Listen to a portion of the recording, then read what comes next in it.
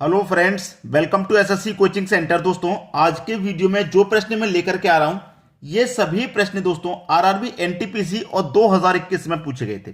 ठीक है, तो पूरा वीडियो देखिएगा। चलिए स्टार्ट करते हैं। पहला प्रश्न है, 19 की पावर 300 को यदि 20 से भाग दिया जाए तो शेषफल क्या होगा। मैंने आपको बहुत बार इस तरीके के प्रश्न कराए हैं। अगर पावर सम हो तो पावर पहले 2 लीजिए, 2 से आंसर नहीं आए तो 4 लीजिए। अगर पावर विषम है, अगर विषम है तो पावर 1 लीजिए, 1 से आंसर नहीं आए तो फिर 3 लीजिए। ठीक है, तो मुझे क्या करना है, 19 की पावर कैसी है, सम है, तो मैं पावर पहले 2 रखूंगा और भाग कितने से देना है, 20 से भाग देना है। मुझे इसमें क्या करना है, 20 से भाग देना है। तो 19 की पावर 2 का मान मतलब 19 का स्क्वायर कितना होता है, 361 होता है। और भाग कितने से देना है, मुझे 20 से भाग देना है। तो 20 से भाग दूंगा मैं, कहां तक कट जाएगा, 360 तक कट जाएगा। 61 में 1 बचेगा। शेषफल आपका सिर्फ और सिर्फ 1 बचेगा। कितना शेष, 1 शेष बचेगा। बी ऑप्शन आपका सही हो गया। क्लियर सभी को। अब देखेंगे अगला प्रश्न। अगला प्रश्न है 0.32 गुने 0.0032 प्लस 0.00032 का मान क्या है। देखिए यहां पे क्या हो रहा है, गुना। दशमलव से पहले अगर कोई संख्या तो उसका कोई वैल्यू नहीं, दशमलव के बाद में जो भी संख्या होती है उसकी वैल्यू होती है। अब देखिए मैं 32 का गुना 32 से कर दूं, भाई 32 का गुना 32 से कर दूं तो कितना होता है, आप जानते हैं 1024 होता है 32 का गुना 32 से करने पर। ठीक है, और यहां पे क्या है, दशमलव के बाद में 2 जीरो हैं तो 2 जीरो और आ जाएंगे यहां पे, ये वाले दशमलव के बाद में। तो इससे पहले एक जीरो ये वाला है, लगा दीजिए। दशमलव से पहले जीरो लगा सकते हैं, कोई फर्क नहीं है। अब देखिए मैंने 32 का गुना 32 से किया, 1024 आता है और 2 जीरो ये रहे बिल्कुल वैसे के वैसे ही। अब इसमें हमें क्या करना है, प्लस कर देना है इतने को, 0.00032 को क्या कर देना है, प्लस कर देना है, आपका मान निकल के आ जाएगा। अब प्लस करना भी आसान है। कैसे आसान है मैं आपको बताता हूं। ये जो दशमलव है ना, मैं इस दशमलव को लूंगा और दशमलव से पहले वाली संख्या को मैं क्या करूं, पहले लिख लूं और दशमलव के बाद वाली को बाद में। तो बाद में क्या है, 0.01024। उस तरीके दशमलव के नीचे मैं दशमलव लूंगा, दशमलव से पहले वाली संख्या को पहले, बाद वाली को बाद में। तो बाद में क्या है, 0.000 3 जीरो, उसके बाद में क्या है 32। ठीक है, तो मैं यहां पे 32 लिख लूंगा, 32। अब मुझे क्या करना है, सबको ऐड कर देना है। ठीक है, तो ऐड करूंगा तो ये यहां पे सीधा सीधा 4 आ जाएगा, 2 और 2 ये भी 4, यहां पे 3 आ जाएगा सीधा सीधा, 1 और 0 1। ठीक है, और ये 0.000 दशमलव के नीचे दशमलव और एक ही जीरो। ये आपके प्रश्न का सही आंसर हो गया, 0.001344। ये आपके प्रश्न का बिल्कुल सही जवाब। आसानी से कर लेंगे इस तरीके सवाल को। अब देखेंगे अगला प्रश्न। अगला प्रश्न है 72 और 120 का एलसीएम ज्ञात करें। आसान प्रश्न है लेकिन बहुत सारे बच्चों के लिए बहुत कठिन होगा क्योंकि तरीका मालूम नहीं होगा। आसान कैसे मैं आपको बता दूं। ये मेरे पास क्या है 72 और ये मेरे पास क्या है 120। तो सबसे पहले मुझे ये देखना है, सबसे पहले कि ये और ये क्या किसी कॉमन संख्या से कट जाएगा, क्या किसी कॉमन संख्या से ये कट जाएगा। आप बोलेंगे कट जाएगा कैसे, देखिए 24 से ये कटेगा 3 बार में और 24 से ये कट जाएगा 5 बार में। कट रहा है कि नहीं कट रहा, आप बोलेंगे सर बिल्कुल कट रहा है, कट रहा है। तो आपने जो काटा है दोनों संख्याओं को 24 से काटा, सेम संख्या से काटेंगे हमेशा, काट दिया ना, 24 से काट दिया, कोई दिक्कत आई यहां पे, किसी को कोई प्रॉब्लम नहीं है। अब आपको बस एक काम करना है, वो काम ये है कि छोटी संख्या जो है, भाई आपके पास 2 संख्या है काटने के बाद 3 और 5, तो जो छोटी संख्या है उसका गुना बड़ी संख्या से कर दो। 3 का गुना 120 से कर दूं, ये आ जाएगा 360। यही आपका आंसर है। ठीक है, बात समझ में आ गई, किसी को कोई समस्या है, बिल्कुल भी नहीं हो सकती। एक और तरीका इसको करने का मैं आपको बताता हूं। बहुत सारे बच्चे ऐसे करते हैं कि मैंने 72 को काटा 24 से, कितनी बार गया भाई, 3 बार गया, 3 का गुना फिर कर देते हैं वो 120 से, तब भी वही आएगा। तो लेकिन ये जो तरीका मैं बता रहा हूं ये बेस्ट है। ठीक है, अब देखते हैं अगला प्रश्न। अगला प्रश्न है यदि x प्लस वाई बराबर 30, एक्स वाई बराबर 50 है तो x तथा y के व्युत्क्रमों का योग क्या होगा। व्युत्क्रम का योग पूछ रहा भाई, व्युत्क्रम का। अच्छा सवाल रहेगा, पहले से मैं बता रहा हूं, अच्छा सवाल। हमें इतना मालूम है कि x प्लस वाई मेरा 30 है और x वाई मेरा 50 है, तो x और y के व्युत्क्रम का मान, x और y दोनों के व्युत्क्रम का मान कोई बात नहीं, अच्छा सवाल है। ऐसा प्रश्न कभी भी आ जाए तो परेशान तो होना ही नहीं है, क्योंकि सवाल इतना आसान है। एक्स और वाई कितना है आपका 30, ठीक है, और एक्स और वाई कितना है यहां पे 50। जीरो से जीरो कटा, बचा कितना 3/5। यही आपका आंसर है भाई साहब। मैंने बोला ना, डरने की जरूरत नहीं है, आंसर आपका आपकी आंखों के सामने है कि नहीं। हम जो आपको ट्रिक बताते हैं बिल्कुल वो बताते हैं कि भाई 2-4 सेकंड में ही प्रश्न खत्म हो जाना चाहिए। ये समझ में आया। अब देखेंगे अगला सवाल। अगला प्रश्न है, ए किसी काम को 30 दिन में, जो ए है वो किसी काम को 30 दिन में, बी 20 दिन में करता है, जो बी है वो 20 दिन में करता है। तो दोनों मिलकर उस काम को कितने दिन में करेंगे। ए कर रहा है 30 दिन में, बी कर रहा है 20 दिन में। काम कितना है कि आपको पता है? नहीं पता। हमें दे ही नहीं रखा कितना काम है, तो कैसे निकालेंगे? दोनों का एलसीएम ले लो। 30 और 20 का एलसीएम आ जाएगा 60। 30 से कटाएंगे 60 को 2 बार में, 20 से कटाएंगे 60 को 3 बार में। तो इसका मतलब ये हुआ, जो ए है वो एक दिन में 2 काम करता है, तभी 30 दिन में 60 कर लेगा। जो बी है वो एक दिन में 3 करता है, तभी तो 20 दिन में 60 कर लेगा। तो काम कितना है आपका? टोटल 60। ये मालूम हो गया, काम मेरा 60 है। दोनों मिलकर उस काम को कितने दिन में करेंगे? ए एक दिन में 2 कर रहा है, बी एक दिन में 3 कर रहा है, दोनों मिलकर के एक दिन में कर लेंगे काम 5। और टोटल काम कितना? 60। जब एक दिन में 5 कर रहे हैं तो 60 को कितने में कर लेंगे? 12 दिन में कर लेंगे भाई। आगे आपका प्रश्न का सही जवाब, यही आपका आंसर हो गया। क्लियर है। अब देखेंगे अगला प्रश्न। अगला प्रश्न है, दो संख्याओं का एलसीएम 330 और एचसीएफ 11 है, एक संख्या 55 है, तो इसकी दूसरी संख्या ज्ञात कीजिए। इसका लिए एक फॉर्मूला होता है, पहली संख्या गुने दूसरी संख्या बराबर एलसीएम गुने एचसीएफ। ठीक है, ये एक फॉर्मूला होता है, नोट कर लेना। चाहे पहली संख्या पूछे, चाहे दूसरी, चाहे एलसीएम, चाहे एचसीएफ, चारों में से कोई भी संख्या निकल के आ जाएगी। हमसे कह रहा है एक संख्या 55 है, यानी कि पहली संख्या आपकी 55 है। दूसरी संख्या क्या है नहीं पता, उसे हम एक्स मान लेते, नहीं पता तो बराबर। एलसीएफ दे रखा है 330, तो 330 ले लेंगे। एचसीएफ दे रखा है 11, तो 11 ले लेंगे। क्लियर है। अब 11 से 55 कट जाएगा 5 बार में, और 5 से 330 कटेगा, 5 छिक्के 30, 3 बचेगा फिर से 0, 5 छिक्के फिर से 30 कट गया। तो x की वैल्यू कितनी आई भैया? 66 आ गई। आ गया आपका आंसर? नहीं आ गया? हमसे पूछ रहा था दूसरी संख्या क्या है, दूसरी संख्या को x माना, x की वैल्यू 66, इसका मतलब दूसरी संख्या हमारी 66 है। बात खत्म, प्रश्न खत्म। अब देखेंगे अगला सवाल। अगला प्रश्न है, एक कमरे की लंबाई और चौड़ाई 750 तथा 575 है, वर्गाकार टाइल्स की संख्या ज्ञात करें। तो इसमें लगान है, मतलब वर्गाकार टाइल की जो संख्या है वो हमें पता करनी है, जो इसमें लगने वाली हैं। ठीक है, जो इसमें लगेंगी। जैसे कि मैं आपको बता दूं कि ये कोई वर्गाकार कमरा है, वर्गाकार, ये कोई वर्गाकार, ये कोई हमारा एक कमरा है, जिसकी जो लंबाई है वो 750 है, और जो चौड़ाई है वो आपके पास 575 है। लंबाई चौड़ाई इतनी दे रखी है। अब इसमें वर्गाकार, मतलब वर्गाकार का मतलब है या तो 2x2 या 1x1। उसकी जैसे कि हमारे 2 स्क्वायर फीट की, जैसे हमारी 2 गुने 2 की क्या हो जाएगी? 4 हो जाएगी। ऐसी जैसे कि हमारा ये टाइल का साइज है, ये 2 फीट हो, ये भी 2 फीट हो, ये भी 2 फीट, ये वर्गाकार हो गए। इस तरीके की कितनी टाइल्स इसमें लग जाएंगी वो हमें बताना है। तो हमारे पास क्या है? लंबाई 750 और चौड़ाई हमारे पास है 575। दोनों का हम क्या करेंगे दोस्तों? एचसीएफ ले लेंगे। एचसीएफ तो आपको पता ही है क्या होता है, वह बड़ी से बड़ी संख्याओं जो दी गई संख्याओं को कटा दे। तो इन दोनों संख्याओं को कौन सी संख्या कटाएगी? हमें मालूम है कौन सी संख्या कटाएगी भाई, 25 कटाएगी। 25 से बड़ी और कोई संख्या नहीं है, दोनों को कटा दे, 25 ही कटाएगा। 750 को भी काटेगा 25, इसको भी काटेगा, दोनों को काटेगा 25। ठीक है, तो हमारे पास कौन कौन सी संख्या? 750 गुने 575। ठीक है, करेंगे क्या? इसको भी 25 से डिवाइड करना है, गुने इसको भी 25 से डिवाइड करना है।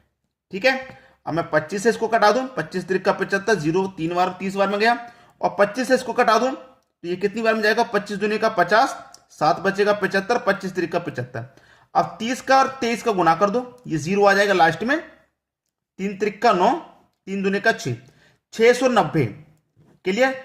इसमें कितनी वो लगेंगी टाइल्स? 690 टाइल्स लग जाएंगी वर्गाकार इस एरिया में, इस क्षेत्रफल में।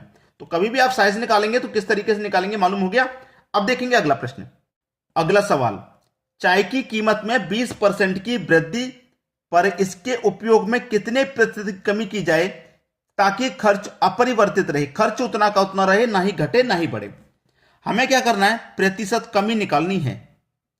प्रतिशत कमी के लिए क्या फॉर्मूला होता है, आर बट्टे में 100 प्लस आर। एक चीज नोटिस करना, जब कमी की बात रहेगी तो यहां प्लस आएगा और जब लाभ की बात रहेगी तो यहां माइनस आएगा, बस इतना चेंज है और कुछ नहीं, इंटू 100। ठीक है, खत्म प्रश्न। आर मतलब रेट कितना है, 20 का है तो 20 ले लो, 100 में जोड़ देंगे 20 तो ये हो जाएगा 120 गुने 100। ठीक है, 20 से 120 6 बार में कटेगा, 6 से कटा दो इसको, 6 कम 6 4 बचेगा 40, 6 छिंग 36 4 बचेगा, 4 ऊपर बट्टे में 6। ठीक है, 16.4 बट्टे 6 कट के और छोटा हो सकता है, 2 दूने का 4 2 त्रिक का 6, तो 16.2 बट्टे 3, ये भी इसका आंसर हो सकता है। ठीक है, समझ में आ गया ना। अब देखेंगे अगला सवाल। अगला सवाल है 6,000 रुपए की राशि पर 10% की दर से 2 साल का चक्रवृद्धि ब्याज क्या होगा। कितने का पूछा भाई, 2 साल का। 2 साल के लिए रेशियो मेथड मैं आपको बताऊंगा, 2:1। ये 2 वर्ष के लिए है, जब 2 वर्ष का आपसे चक्रवृद्धि ब्याज पूछेगा। तो हमारे पास राशि कितनी है भाई, 6,000 की राशि है, रेट दे रखा 10%, तो 6,000 का मैं 10% निकाल लूं, परसेंट का मतलब बट्टे में 100, 0 से 1 0 गया, 0 से 1 0 गया, 600। ब्याज कितना है 1 साल का, 600, तो पहले वाले रेशियो के ऊपर लिख दो 600। 600 आया है ना। अभी दूसरा रेशियो हमारा बचा है, तो इस 600 का फिर से 10% निकालेंगे। ठीक है, 10%, 0 से 0 गया, 0 से 0, कितना बचा 60। 60 को दूसरे रेशियो के ऊपर लिख दो। अब नहीं निकालना, अगर आगे और कोई रेशियो बचा होता तो 60 बचा है ना, 60 का फिर से 10% निकालते, लेकिन यही खत्म हो गया। तो 6 का गुना 2 से कर दो 1200, 60 का गुना 1 से कर दो 60, दोनों को जोड़ दो, आंसर आ गया 1260। 2 वर्ष का ब्याज कितना है 1260। सबसे धांसू मेथड है रेशियो मेथड चक्रवृद्धि ब्याज निकालने का। इसके लिए अलग से वीडियो मैंने बनाया है, आप चक्रवृद्धि ब्याज का जो प्ले लिस्ट है उसे देख लेंगे, सभी डाउट क्लियर। अब देख लेंगे अगला सवाल। अगला सवाल है, यदि कोई राशि साधारण ब्याज पर 1 वर्ष में 5,000 रुपए से 5,900 रुपए हो जाती है, तो 8,000 रुपए की धनराशि पर उसी दर से 5 वर्ष का साधारण ब्याज क्या होगा। बहुत अच्छा सवाल।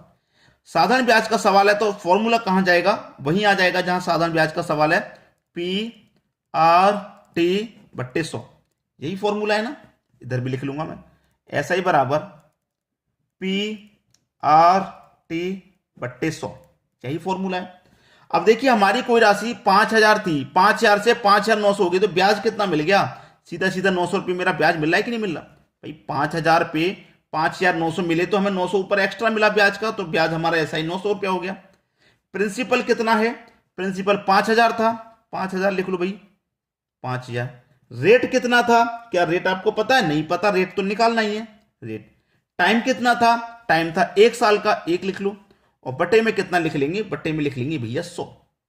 इतना क्लियर हो गया, किसी को कोई प्रॉब्लम बिल्कुल भी नहीं होगी। अब यहां पे देखिए, यहां पे हमें सरल ब्याज निकालना है, सिंपल इंटरेस्ट निकालना है, साधारण ब्याज क्या होगा, जबकि हमारा प्रिंसिपल कितना है, प्रिंसिपल हमें दे रखा है 8,000 रुपए का।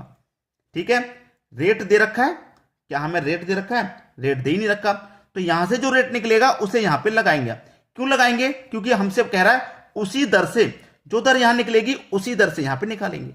समझ में आया, कर लो भैया सॉल्व। 2 जीरो से आपके सीधे सीधे ये 2 जीरो कट गए, कोई बात नहीं, और 1 जीरो से 1 जीरो ये भी कट गया, कोई बात नहीं।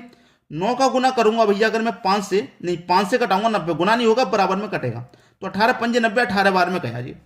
तो रेट कितना निकल के आया 18 का, जो रेट है वो कितना निकल के आया भैया, रेट निकल के आ गया 18 का, तो यहां पर भी रेट कितना रखेंगे 18।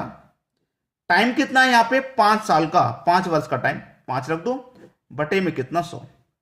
2 जीरो से कटा लीजिए भैया, 2 जीरो को आप कटा लिया। अब ये कितना हो जाएगा 18 पंजे 90, 90 का गुना कर दो 80 से, 8 नीम 72, और 1 जीरो ये 1 जीरो ये, ऐसा ही निकल के आ गया कितना 7,200, यानी कि 7200। ये हमारा आंसर। क्लियर है सभी को। अब देखेंगे अगला सवाल। अगला प्रश्न है, साधारण ब्याज की दर से कोई धनराशि 3 वर्ष में 3 गुनी हो जाती है, तो कितने समय में 5 गुनी होगी। राशि हमें पता नहीं है क्या है, जब नहीं पता होता राशि तो हम क्या करते हैं, उस राशि को 100 मान लेते हैं। तो ये हमारी 100 रुपए की राशि 3 वर्ष में 3 गुनी हो रही है। कितनी? 3 गुनी। तो 100 से 3 गुना कितना हो जाएगा? 300 हो जाएगा। कितने समय में हो रही है भाई? ये हो रही है आपकी 3 वर्ष में। 3 वर्ष में हो रही है 3 गुनी। क्लियर है? 3 गुनी। यहां पे मैं लिख देता हूं ऐसे करके, 3 गुनी हो गई। ठीक है, ताकि समझ में आए सभी बातें। फिर कह रहा है कि कितने समय में 5 गुनी हो जाएगी? कितने समय में भैया 5 गुनी हो जाएगी? नहीं पता राशि, वही 100 रुपये रहेगी। कितनी हो जाएगी? 5 गुनी। 5 गुनी का मतलब 500 हो जाएगी भाई। 100 की राशि 5 गुना हो रही है, कितना हो रही है? 5 गुनी। तो 5 गुनी का मतलब 500 हो जाएगी। लेकिन कितने समय में हो जाएगी ये पूछ रहा है। आप सीधा सीधा प्रश्न है कि मेरी 100 रुपए की राशि 300 हो गई, तो इस पे ब्याज कितना मिल रहा है? 200 रुपये का। और ये 100 रुपए की राशि 500 हो गई, इस पे ब्याज कितना मिल रहा है? 400 रुपए का। मिल रहा है कि नहीं मिल रहा? भैया देखिए, 3 वर्ष में ब्याज मिला 200 का। 3 वर्ष में ब्याज मिला 200 का। तो ये 400 का जो ब्याज है ये कितने वर्ष में मिलेगा? 400 का ब्याज कितने में मिलेगा? भाई समय आपके लिए बराबर रहेगा, क्योंकि साधारण ब्याज है। 3 वर्ष में 200, तो कितने वर्ष में? 400। भाई 200 से 400 हो रहा है, दोगुना हो रहा है, तो वर्ष भी दोगुना हो जाएगा। तो 3 का दोगुना 6 हो जाएगा। तो 6 वर्ष में 400 रुपया। तो कितने समय में 5 गुनी होगी? 6 वर्ष में 5 गुनी होगी। ये आपका सही जवाब 6 वर्ष। समझ में आ गया? अब देखेंगे अगला सवाल। अगला प्रश्न है, एक ट्रेन 600 मीटर और 200 मीटर लंबे पुल को 18 सेकंड और 40 सेकंड में पार करती है, तो ट्रेन की लंबाई बताओ। देखिए, एक ट्रेन है आपकी 600 मीटर की, ठीक है, 600 मीटर की, इसको पार कर रही है 80 सेकंड में। ठीक है, 80 सेकंड में इसको पार करती है। और एक है दोस्तों, एक पुल है आपका 200 मीटर का, एक पुल है आपका 200 मीटर का, इसको पार कर रहे हैं 40 सेकंड में। ठीक है, इसकी दूरी ज्यादा है, इसकी कम है। जब कम दूरी है तो कम समय ले रहा है, ये ज्यादा दूरी है तो ज्यादा समय ले रहा है। तो इनका अंतर कर लीजिए आप, कितने का कितना अधिक समय ले रहा है? 40 सेकंड का समय अधिक ले रहा है। ठीक है, तो आप यहां पर निकाल लो, चाल बराबर दूरी बट्टे समय। ठीक है, दूरी आपके पास कितनी है भाई? कितने अधिक दूरी है इससे? ये वाली दूरी कितनी अधिक है? 400 अधिक है। और समय कितना अधिक है? 40 का अधिक है। 40 से डिवाइड कर दो, 0 से 0 गया, ये गया 10 बार में। ठीक है, ये 10 बार में गया। तो मैं क्या ले लूंगा? 10 बराबर, हमें क्या करना है? ट्रेन की लंबाई ज्ञात करनी है। हमें नहीं पता ट्रेन की लंबाई क्या है, हमने मान लिया x है, प्लस पहले वाले पुल की लंबाई ले लो, चाहे दूसरे वाली की ले लो, आंसर वही आएगा। मैं पहले वाली के लिए लेता हूं 600। ठीक है, बट्टे में क्या आ जाएगा? बट्टे में आ जाएगा दोस्तों आपका 80। बट्टे में क्या आ जाएगा? मैंने पहले वाली दूरी ली है तो पहले वाला समय आ जाएगा मेरा 80। ठीक है, अब 80 का गुना मैं 10 से कर दूं तो कितना हो जाएगा? ये 800 बराबर x प्लस का 600। प्लस का 600 बराबर के इधर लेके आओ तो माइनस का 600। तो 800 में से 600 घटाएगा तो 2 बचेगा। तो x की वैल्यू कितनी आ गई? 200। तो इसका मतलब ट्रेन की लंबाई है 200 मीटर। यही आपका सही जवाब। क्लियर है सभी को? अब देखेंगे अगला सवाल। अगला सवाल है, किसी वस्तु को 2400 रुपए में बेचने पर 20% लाभ होता है, 2600 रुपए में बेचने पर कितने प्रतिशत लाभ होगा? देखिए, एक वस्तु को हम क्या कर रहे हैं? 2400 रुपए में बेच रहे हैं। 2400 में क्या हो रहा है? लाभ हो रहा है 20% का। तो 20% का लाभ का मतलब क्या है? 120। 100 की चीज को 120 में बेचेंगे, गुने 100। ठीक है, अब हमारा इससे क्या होगा? कॉस्ट प्राइस निकल के आ जाएगा। सीधा सीधा कॉस्ट प्राइस निकाल लो भैया। कॉस्ट प्राइस सीधा सीधा देखिए, यहां पे मैं निकालूं सीधा सीधा तो क्या हो जाएगा? 0 से ये 0 कट जाएगा। 12 दूने का 24 और 1 की 0 20। 20 का गुना कर दूं मैं यहां पर 100 से, तो ये कितना हो जाएगा? 2000। 2000 हो गया मेरा भैया कॉस्ट प्राइस। सी पे निकल के आ गया। अब कह रहा है कि 2600 रुपए में बेचने पर कितने प्रतिशत का लाभ होगा? भाई 2000 की चीज को मैं कितने में बेचूं? 2600 रुपए में बेचूं तो कितने का लाभ होगा? भाई 2000 की चीज को 2600 में बेचेंगे तो सीधा सीधा 600 रुपए का लाभ हो जाएगा। कितने पर? कॉस्ट प्राइस पर। कॉस्ट प्राइस आपका 2000 है और प्रतिशत में बताना है तो 100 से गुना कर दीजिए। 1 2 जीरो से 2 जीरो ये कट जाएंगे और इस वाले जीरो से ये वाला जीरो कट गया। 2 से 10 कट जाएगा 5 बार में और 6 5 30। 30% का लाभ हो जाएगा। यही आपका सही जवाब। बात क्लियर है सभी को?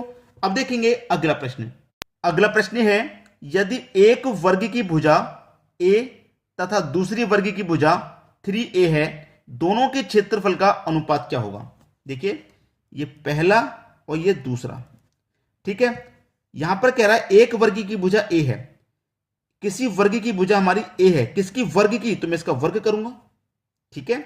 दूसरे वर्ग की भुजा 3a है, कितनी 3a वर्ग है ना, तो इसका भी वर्ग करूंगा मैं। ए का वर्ग करूंगा तो ये ए का वर्ग हो जाएगा, 3 का वर्ग 9 और ए का वर्ग मतलब ए का वर्ग हो जाएगा ये, ठीक है। इनका अनुपात हमें बताना है। इनका अनुपात जब मैं बताऊंगा तो देखिए ए के वर्ग से ए का वर्ग कट जाएगा, एक बार में कट गया। अनुपात इधर कितना बचा 9, तो इनका अनुपात कितना निकल के आया 1:9। यही आपके प्रश्न का बिल्कुल सही जवाब हो जाएगा। तो आप हमें कमेंट करके बताइएगा आज का वीडियो कैसा लगा, और अधिक से अधिक शेयर करें ताकि सभी बच्चों की एग्जाम की तैयारी अच्छे से हो पाए। ठीक है दोस्तों, वीडियो देखने के लिए आपका बहुत बहुत धन्यवाद।